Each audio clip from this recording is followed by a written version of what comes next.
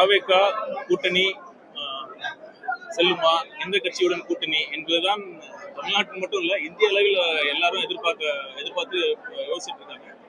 கண்டிப்பா இதை பற்றி தலைவர் அவர்கள் இறுதி முடிவு எடுப்பார். அவர்கள் சரியான முடிவை எடுப்பார். ஒன்னே ஒண்ணு சொல்லிக்கிறேன், கடைசியா தலைவர் பேசின மாதிரி நட்பு சக்திகள் வந்தாலும் வராவிட்டாலும் AVK தனித்து நின்று போட்டியிட்டு அனைத்து தொகுதிகளிலும் போட்டியிட்டு பெரும்பான்மையான இடங்களில் வெற்றி பெற்று தனித்து ஆட்சி அமைக்கக்கூடிய வல்லமையை இன்று பெற்றிருக்கு. வருமான வரியை தொடர்பான வழக்கை நீங்க மேல்முறையீடு செய்வதற்கு திட்டமிட்டீங்களா? குறிப்பா மற்ற கட்சிக்காரர்கள் வந்து என்ன சொல்றாங்கன்னா, அந்த வருமான வரி ரெய்டு நடந்ததே நீங்க தான், நீங்க இப்ப தாவேக்கால இணைஞ்சிட்டீங்க, இப்ப விஜய் மீது இப்படி போட்டு ஒரு குற்றச்சாட்டு சமூக வலைதளத்திலே இந்த காலை முதல் தற்போது பரவலா பேசப்படுது, பல்வேறு குற்றச்சாட்டுகள் கொடுக்கிறாங்க.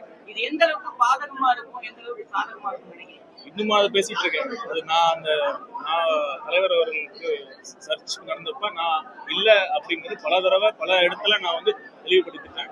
மீண்டும் ஒரு முறை நான் சொல்லிக்கிறேன், எனக்கும் அந்த தலைவர் அவர்களுக்கு மீது நடந்த வருமான வரி சோதனைக்கும் எனக்கும் எந்த சம்மந்தமும் இல்லை. அடுத்து இதை மேல்முறையீடு பண்ணுங்களான்னு கேட்குறீங்க. அது சட்ட வல்லுநர்களும் கலந்து ஆலோசித்து அவர்கள் ஆலோசனைப்படி முடிவெடுக்கணும்.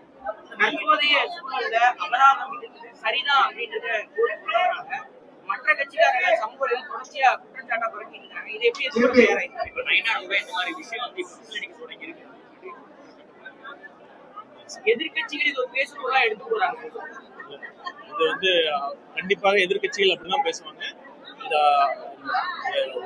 இனி ஒரு வகை செலுத்துவோர் யாராக இருந்தாலும் அவருக்கு சட்டத்தின்படி இருக்கிற அதிகாரம், அந்த ரைட்ஸின் படி தான் இது நடக்குது.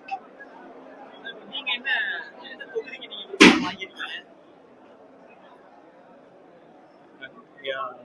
என் சார்பாக நாமக்கல் மற்றும் சேலம் தொகுதி மாவட்டங்களில் உள்ள அனைத்து தொகுதிகளுக்கும் தனி தொகுதிகள் தவிர அனைத்து தொகுதிகளிலும் தலைவர் அவர்கள் போட்டியிட வேண்டும் என்று விருப்ப மனு அளித்திருக்கிறேன். அதை தவிர திருச்செங்கோடு தொகுதிக்கு நான் விருப்ப மனு செலுத்தவிருக்கிறேன். களம் ரொம்ப சாதகமா இருக்கு. மக்கள் போற இடத்துலலாம் மக்கள் டிவிகே அப்படிங்கிற ஒளி தான் தொகுதி ஃபுல்லா இருக்கு.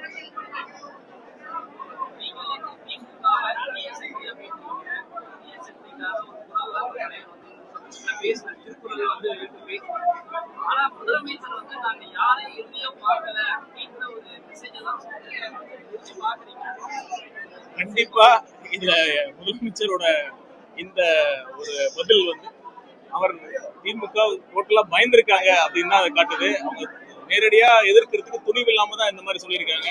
எங்க திமுக தாவேக்காவை விமர்சித்தால் மேலும் மக்களின் எதிர்ப்பை சம்பாதிக்க வேண்டி வரும் அப்படிங்கறதுனால பயந்துதான் அதை சொல்லியிருக்காங்க நான் பாக்குறேன். பயத்தின் வெளிப்பாடா தான் நான் பாக்குறேன்.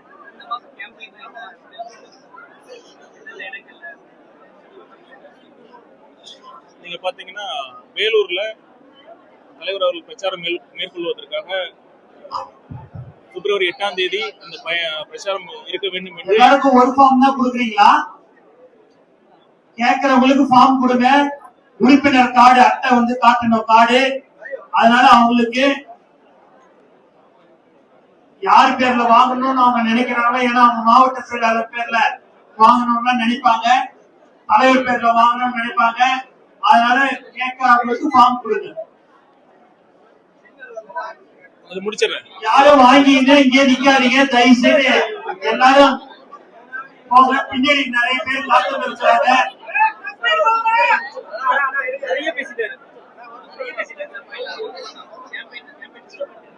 டாக்டர் பிரபு சார்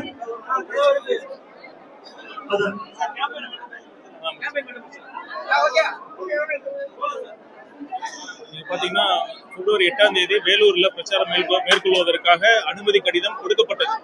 அதன் பிறகு திமுக அரசு எப்படியெல்லாம் தலைவர் அவர்கள் மக்களிடம் சந்திப்பதை தடுக்க வேண்டும் என்பதற்காக விஞ்ஞானபூர்வமா யோசிச்சு ஒரு புது டெக்னிக்கை கண்டுபிடிச்சிருக்காங்க. அது எப்படின்னா, நாங்க அனுமதி கடிதம் கொடுத்த பிறகு சிஎம் ப்ரோக்ராம் வேலூர்ல நடக்கும் அப்படின்னு சொல்லி அந்த காரணம் காட்டி வேலூர்ல நாங்க பிளான் பண்ண ஒரு மக்கள் சந்திப்பு நிகழ்ச்சியை திமுக ஸ்டாப் பண்ணிருக்காங்க. இது வந்து ஜனநாயகத்துக்கு முற்றிலும் எதிரானது. ஒரு அரசியல் கட்சியாக ஒவ்வொரு அரசியல் கட்சிக்கும் மக்களை பின்னாடி யாரும் நிக்க வேண்டாம். நல்லா கவனிங்க.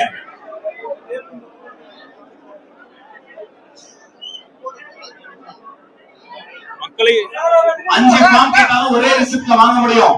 புரிஞ்சுக்கங்க, ஒத்த ஃபார்முக்கு ஒரு ரிசிப்ட் கிடையாது. ஒரே ஆளு ஒரே ரிசிப்ட்ல 5 ஃபார்ம் வாங்க முடியும். நோட்டு வெயில ரொம்ப அதிகமா இருக்கு, புரிஞ்சுக்கங்க ப்ளீஸ்.